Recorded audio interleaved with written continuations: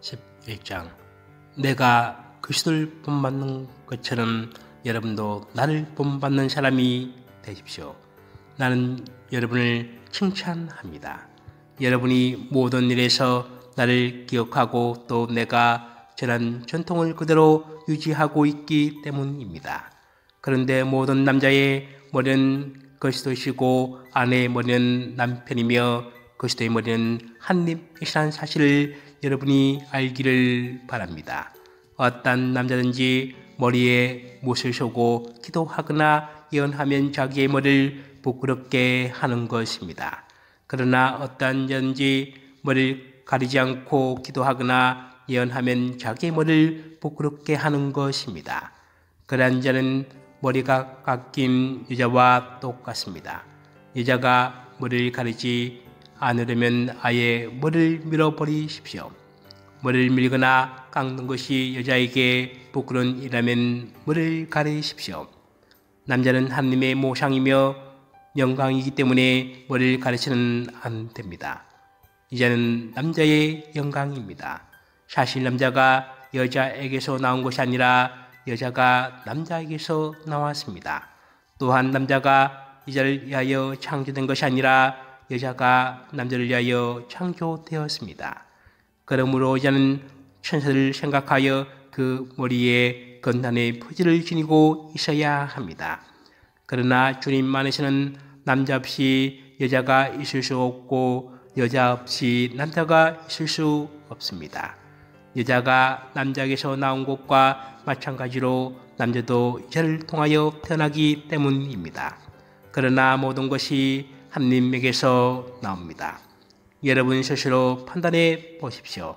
여자가 머리를 가리지 않고 하나님께 기도하는 것이 옳은 일입니까?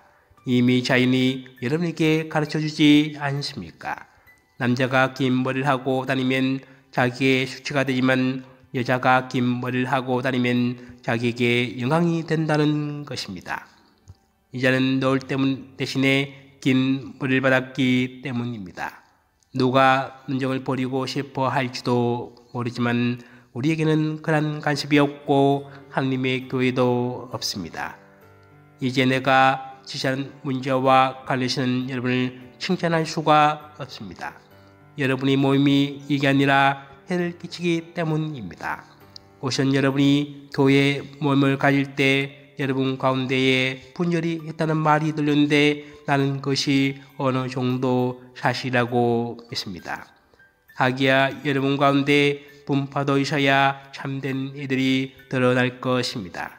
그렇지만 여러분이 한데 모여서 먹는 것은 주님의 만찬이 아닙니다.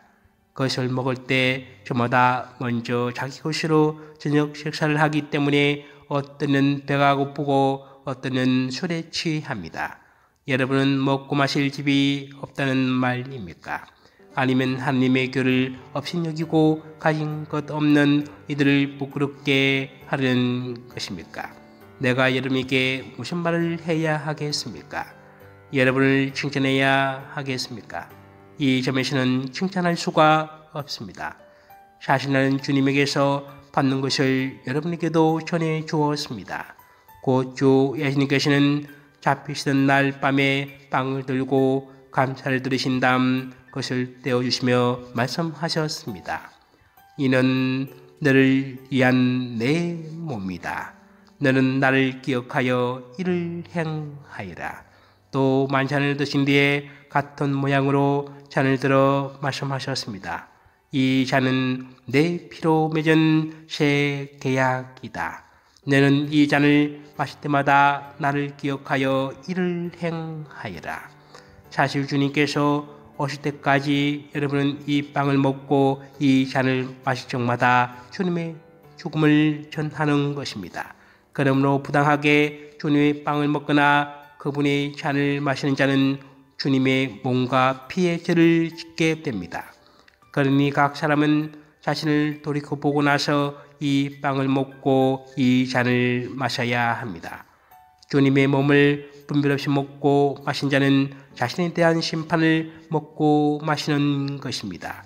그래서 여러분 가운데 몸이 약한 사람과 병든 사람이 많고 또 이미 죽은 이들도 적지 않는 것입니다. 우리가 자신을 잘 분별하면 심판을 받지 않을 것입니다. 그러나 주님께서 우리를 심판하셔도 그것은 우리가 이 세상과 함께 단죄받지 않도록 우리를 교육하시는 것입니다. 그러므로 나의 형제 여러분, 여러분이 만찬을 먹으려고 모일 때는 서로 기다려 주십시오. 배가 고픈 사람은 집에서 미리 먹어 여러분이 모임이 심판받는 일이 없게 하십시오. 그 밖의 것은 내가 가서 일러주겠습니다.